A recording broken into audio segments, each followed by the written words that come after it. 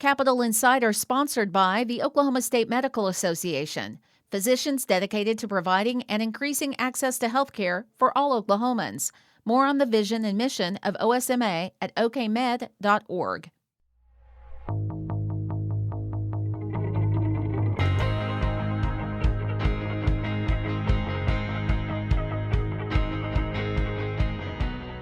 This is Capital Insider, taking you inside politics, policy, and government in Oklahoma.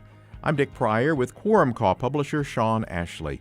Sean, it's been a couple of weeks since our last Capital News update, so we should start with the State Board of Equalization meeting that occurred just before Christmas. The Equalization Board certified funds available for appropriation in this year's legislative session, and it's about $1.3 billion more than legislators had last year. What caused that increase? It's really a combination of things. First, the state has a lot of cash on hand. Fiscal year 2023 General Revenue Fund collections, for example, exceeded the estimate by $1.9 billion.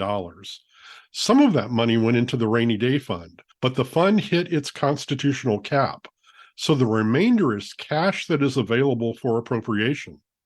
There is also cash carried forward from previous fiscal years. Combined, that's about $2.4 billion. Second, revenue collections generally continue to rise.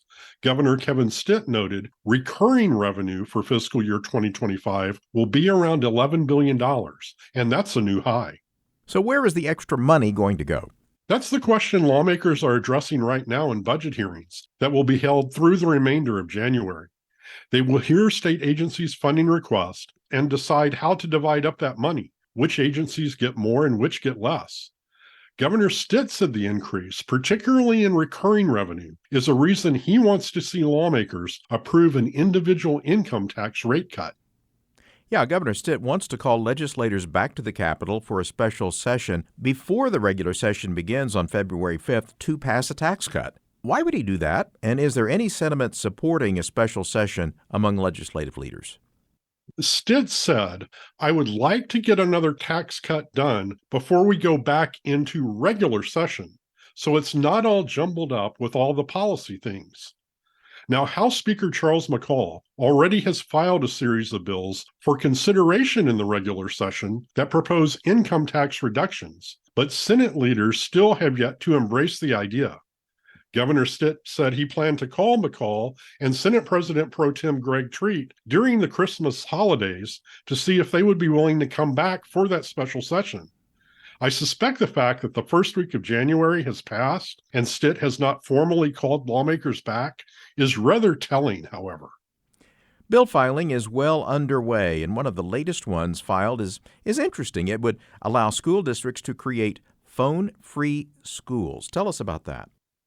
Senator Ali Seyfried's Senate Bill 1321 would provide grant funding for up to 9 middle or high schools to cover the cost associated for the sites going cell phone free during the duration of the school day.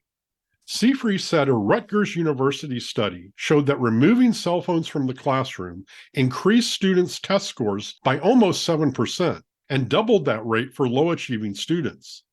The pilot, Seyfried said, will demonstrate how outcomes can change when students aren't thinking about who's messaging them, liking their social media post, or any other related distractions. The session begins, as we mentioned earlier, on February 5th. What's going on at the Capitol right now during the month of January leading up to that time, say for the next couple of weeks? Of course, the budget hearings are taking place, but the big focus is on bill filing. Lawmakers have until January 18th to file measures to be considered during the 2024 regular session. The Senate's filed several hundred bills. The House has only filed a handful, and a couple of thousand bills will be filed when all is said and done. So there's a lot of work left yet to do. That is true. Thanks, Sean. You're very welcome. And that's Capital Insider. For more information, go to quorumcall.online. You can find audio and transcripts at kgou.org. And look for Capital Insider where you get podcasts. Until next time with Sean Ashley, I'm Dick Pryor.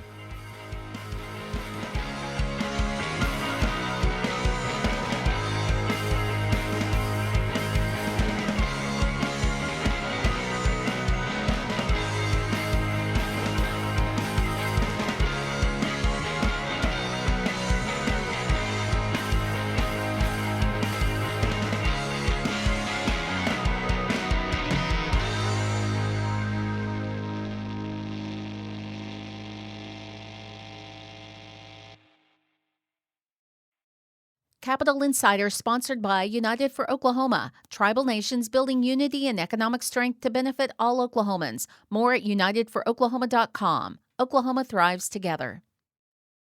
This new year, Life Kit wants to help you succeed because everyone needs a little help being human. It can seem so overwhelming. You're not alone. Who can I commit to being? If you want to do something, then just do it.